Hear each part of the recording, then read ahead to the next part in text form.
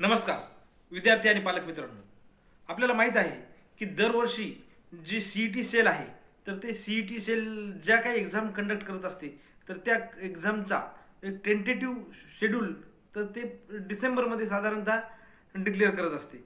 परंतु काल म्हणजे 27 नोव्हेंबर रोजीच त्यांनी या म्हणजे बिफोर एक आठवडा एक किंवा 15 दिवस आधीच हा शेड्यूल डिक्लेअर केला आहे असं मला वाटतं. तर हा शेड्यूल नुसार एकूण 19 वेगवेगळ्या प्रकारच्या ज्या परीक्षा आहेत तर त्या 19 परीक्षांचा तो शेड्यूल असणार आहे. लाखो विद्यार्थी दरवर्षी या परीक्षा देत असतात आणि जो सीईटी सेल ज्या परीक्षा कंडक्ट करत असते तर त्या सर्व परीक्षा या साधारणपणे कोणत्या तारखेला होणार आहेत याबाबतचा हा एक प्रोग्राम आहे. तर विद्यार्थी मित्रांनो, काय आहे प्रोग्राम, कोणत्या कोणत्या परीक्षा ते सीईटी सेल कंडक्ट करणार आहे आणि तो प्रोग्राम त्यानंतर कशा पद्धतीनं त्या परीक्षांचं वेळापत्रक असणार आहे, तर ही सर्व माहिती घेऊन मी आज आपल्यासमोर आलेलो आहे. मी अनिल चव्हाण, एबीसी काउन्सिलिंग या आपल्या यूट्यूब चॅनलमध्ये सर्वांचं स्वागत करतो.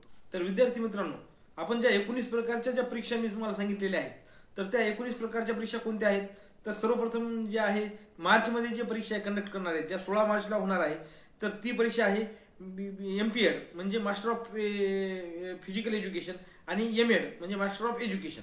तर या दोन्ही एक्झाम या 16 मार्चला होणार आहेत आणि 17, 18 आणि 18 मार्चला हे MPEDचं जे ऑफलाईन पद्धतीने फिजिकल टेस्ट असते तर ती MPEDची फिजिकल टेस्ट होणार आहे.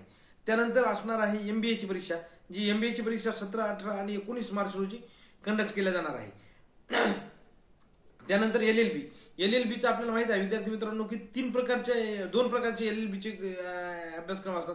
एक असतो 3 वर्षाचा अभ्यासक्रम ज्यामध्ये हा डिग्री नंतरचा हा LLBचा कोर्स असतो आणि या ठिकाणी LLB साठीची जी परीक्षा होणार आहे तर ती 20 आणि 21 मार्च रोजी होणार आहे.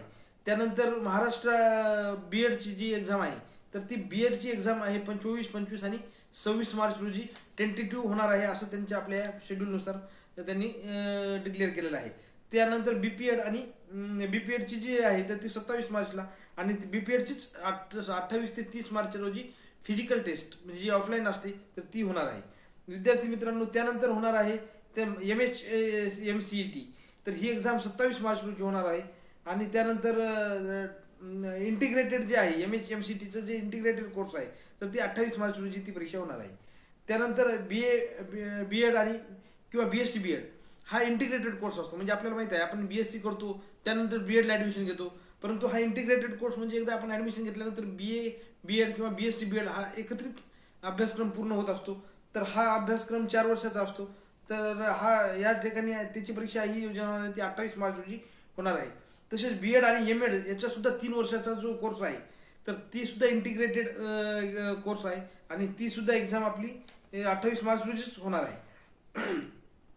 त्यानंतर बॅचलर ऑफ डिझायनिंग तर ही 29 मार्च रोजी ही एक्झाम होणार आहे आणि त्यानंतर साधारणतः ह्या मार्चमधला जो आहे शेड्यूल तर हा इथं आपल्याला संपतो. म्हणजे मार्चमध्ये साधारणतः 11 एक्झाम्स ह्या मार्चमध्ये कंडक्ट होणार आहेत आणि त्यानंतर एप्रिलमध्ये 12 एक्झाम्स ह्या मार्चमध्ये या CET सेल मार्फत कंडक्ट केल्या जाणार आहेत.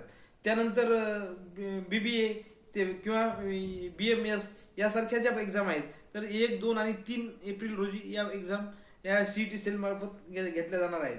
त्यानंतर मी आपल्याला म्हणलो होतो की LLBचा जो आहे तर तो 3 वर्षाचा एक असतो आणि 5 वर्षाचा हा आफ्टर 12th म्हणजे 12वी नंतरचा हा जो कोर्स आहे तर तो LLBचा 12वी नंतरचा जो कोर्स आहे तर त्याबाबतची जी एक्झाम आहे तर ती 4 एप्रिलला ही एक्झाम कंडक्ट केल्या जाणार आहे. त्यानंतर AAC म्हणजे अप्लाइड आर्ट अँड क्राफ्टिंग तर हा फाईन आर्टचा जो कोर्स आहे तर त्याची जी एक्झाम आहे तर ती 5 एप्रिल रोजी कंडक्ट केल्या जाणार आहे. आणि सगळ्यात महत्त्वाची परीक्षा जी CET सेल मार्फत कंडक्ट केल्या जाते, मागील 2 वर्षापासून ही परीक्षा CET सेल मार्फत घेतल्या जात आहे हे आपल्याला माहित आहे, तर ती आहे नर्सिंग. तर या नर्सिंगची जी आणि या ठिकाणी अनेक लाखो विद्यार्थी या परीक्षेसाठी किंवा हजारो विद्यार्थी या परीक्षेसाठी इच्छुक असतात आणि ही एक्झाम ही 7 आणि 8 एप्रिल रोजी ही होणार आहे. ही एक्झाम अतिशय महत्त्वाची एक्झाम असते जी की CET सेल मार्फत कंडक्ट केल्या जात असते. त्यानंतर या पुढची एक्झाम आहे तर DPN आणि PHN. विद्यार्थी मित्रांनो, या बरेचसे विद्यार्थी या एक्झामकडे फारसे गांभीर्याने पाहत नाहीत, परंतु अलीकडील काळामध्ये या एक्झामसाठी खूप महत्त्व प्राप्त झालेलं आहे किंवा याची आवश्यकता फार मोठ्या प्रमाणात लागत आहे. काय आहे DPN, तर DPN म्हणजे डिप्लोमा इन सायकॅट्रिक नर्सिंग आणि PHN म्हणजे physical health public health nursing, असे 2 वेगवेगळ्या प्रकारचे नर्सिंगचे कोर्सेस आहेत. तर हे दोन्ही कोर्सेस आपल्याला याबाबतची जी एक्झाम आहे तर ती 8 एप्रिल रोजी कंडक्ट केला जाणार आहे. यानंतरची एक्झाम आहे तर आपल्या सगळ्यांची जी जिव्हाळ्याची विषय असणार आहे तर ती आहे इंजिनिअरिंगसाठीची.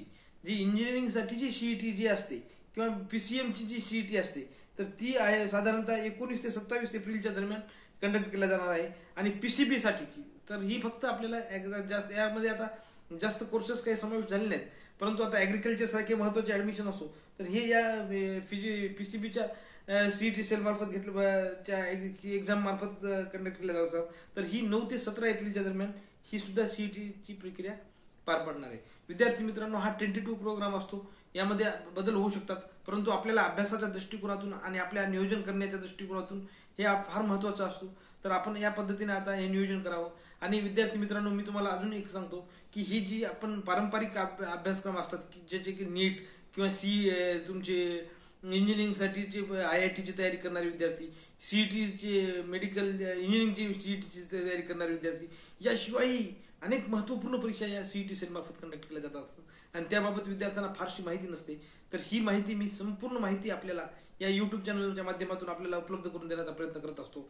आणि ज्याकडून जास्तीत जास्त विद्यार्थ्यांना करिअरच्या नवीन संधी उपलब्ध व्हावी. त्यामुळे आपल्याला माझी परत विनंती राहील की या आपल्या ABC काउन्सिलिंग या आपल्या YouTube चॅनलला आपण लवकरात लवकर सबस्क्राईब करावं, जेणेकरून आपल्याला असेच काही अपडेट्स नवीन असतील ते आपल्याला मिळतील. आणि जर हा व्हिडिओ आवडला असेल तर लाईक करा. आणि आपल्याला आणखी कोणत्या विषयाशी अनुषंगाने व्हिडिओ बनवणे आवश्यक आहे असं वाटत असेल तर कृपया मला कॉमेंट्स बॉक्समध्ये आपण त्याबाबत हे करू शकता. हा जो संपूर्ण शेड्यूल आहे तर हा संपूर्ण शेड्यूल मी आपल्या डिस्क्रिप्शन बॉक्समध्ये देणारच आहे. तरी आपण त्या डिस्क्रिप्शन बॉक्समध्ये शेड्यूल आणि या शेड्यूलच्या अनुषंगाने आपण आपल्या प्रिपरेशनला तयारी करावी. आणि सर्व विद्यार्थ्यांना माझ्या या भावी काळासाठी शुभेच्छा. धन्यवाद.